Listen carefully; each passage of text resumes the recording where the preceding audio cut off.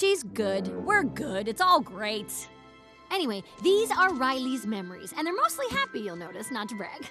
Inside Out provided a fresh, funny, and heartwarming perspective about the emotions we feel every day when it premiered in 2015. The main characters' physical representations of joy, sadness, anger, fear, and disgust helped the 11-year-old Riley navigate her life after a big move from her childhood home. The film emphasizes the importance of accepting and feeling one's emotions, even the negative ones, including sadness. However, despite this message, the film focuses solely on these 5 emotions, as the other people, such as Riley's parents, also have these same core emotions calling the shots. Recently, a trailer for Inside Out 2 and a promotional poster promised the arrival of new emotions to assist Riley in navigating her teenage years. These new emotions are anxiety, ennui, embarrassment, and envy. As people leave their childhood behind and grow up, they change emotionally, mentally, and physically. These changes likely contribute to Riley's new emotions because they're typical of the average teenager. However, it does raise some prominent questions like why none of the adults or other people featured in the film have the new emotions. In today's video, we're trying to determine some possible explanations.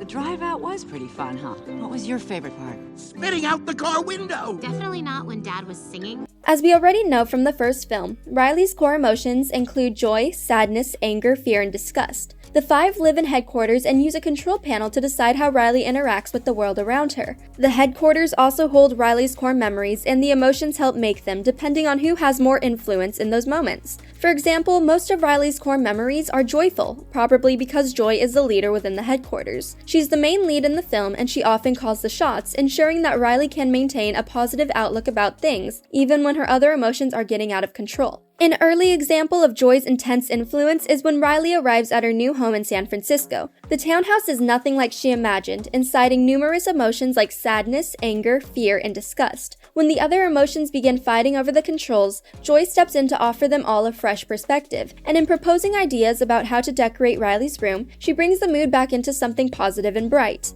Interestingly, the theory about joy being Riley's core and default emotion is enhanced when her parents' emotions receive screen time. Riley's mother and father have the same core emotions as her, and all 5 have a seat in headquarters. However, each of her parents has a different leading emotion, which encourages them to respond to situations differently. After Riley returns home from a day at her new school, she and her family sit for dinner. Sensing that her daughter is upset, the scene shifts to view the emotions in her mother's head. Sadness appears in control as she sits between the other emotions and advises a more delicate approach to learning more information. While this may mean that Riley's mother feels sad about many things, sadness also represents emotional intelligence and a gentle approach to situations. It doesn't matter, I read it, and it's great. We'll put the bed there, and the desk over there. The hockey lamp goes there. In contrast, Riley's father approaches the conversation as if he expects trouble. He anticipates that she won't respond his way and prepares to put his foot down and have his way by the end of the conversation. It appears like he strong-arms his way through problems, and that's because anger is his primary emotion. When Riley becomes upset because of her parents probing her for answers, her father only worsens the situation by calling out her attitude and sending her to her room. Blinded by his anger, he can't help feeling satisfied when Riley leaves the dinner table while her mother views the situation as a disaster. Riley's parents aren't the only ones with these 5 core emotions, with a variance in leadership. The end credits provide examples of these variations, like the pizza place's employee expressing disgust and the popular girl expressing fear. There's even a bus driver whose 5 core emotions have seemingly mutated to represent themselves as anger, each explosive and volatile as he sits in quiet rage. Humans aren't the only ones with emotional headquarters, as dogs and cats also appear in the credits with these 5 emotions.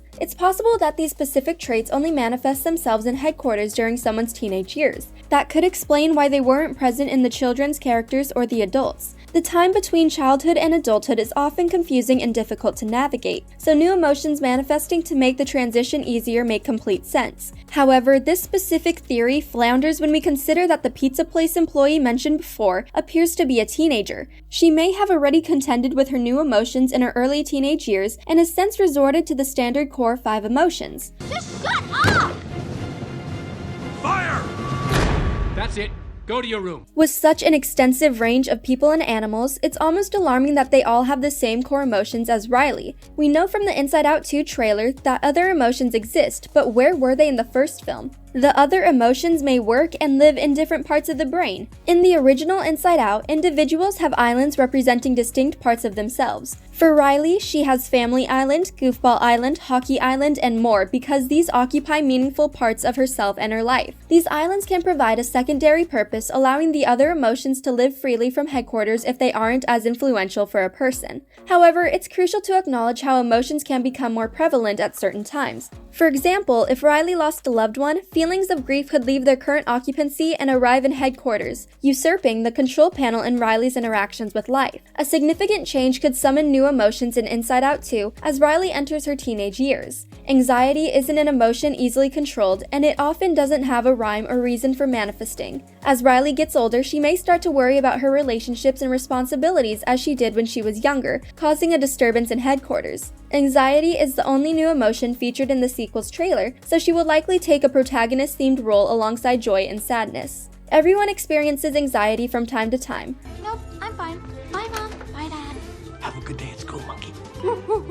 Like fear, it manifests when someone faces uncertainty or when anticipating something threatening. Numerous things could cause a teenage Riley to feel anxious, be it a final exam, a hockey championship, a school crush, or another impending move to a new city. All of these things could cause extensive feelings of anxiety, bringing the emotions to the surface and impacting Riley's behavior. However, the film may also try introducing anxiety as a character to give representation to people who struggle with it every day. Many modern children's movies don't risk delving into mental health. They want to keep their plot upbeat while providing a fun and engaging narrative for a young audience. Inside Out started breaking out of this mold by placing Riley in a complex situation where she expressed her emotions in real time. She cried at school, she struggled to make new friends, she had an outburst at the dinner table, and so on. These are all realistic scenarios that almost every child will experience at least once, and it's good to have them be acknowledged so openly and in an accepting light. The entire film teaches that emotions are complicated and sometimes challenging to accept, but they're nothing to be ashamed of. As Riley enters the next stage of her life, she may find that anxiety manifests during her everyday life. She may begin to overthink situations, dread social engagements, or become uncomfortable in situations she was once confident in. It's likely that Joy and the others won't respond well to anxiety's influence and will try to minimize the effects she has on Riley's life. Unfortunately, the first film already showed how much can go wrong when you try to repress your emotions, so they'll have to learn to coexist with anxiety for as long as she remains and as long as they do so healthy. Hey, Sadness, you touched a memory? We talked about this. Oh, yeah, I know. I'm sorry. Like any major film, the sequel to Inside Out will broaden its world through its new cast of colorful and dynamic characters. The new emotions must learn to work at headquarters while coexisting with Riley's core 5 feelings, and there's sure to be plenty of conflict and confrontation that arises. The teenage years are difficult for everyone, but along the way of learning to navigate them, Joy and the others will have to accept and embrace these new sides to Riley's personality. Along the way, Riley may learn about how these emotions manifest in other people, how they cope with them, and how they accept them. If so, our questions will receive answers, but until then, it's the perfect time to continue theorizing while we anxiously await Inside Out 2. I found a junior hockey league right here in San Francisco, and get this, tryouts are tomorrow after school. What luck, right? Thanks for watching. If you enjoyed this video, be sure to hit that like button, subscribe to our channel, and turn on notifications to stay updated on our uploads. You are my map. Let's go. Lead on, mind map. Show me where we're going. Okay,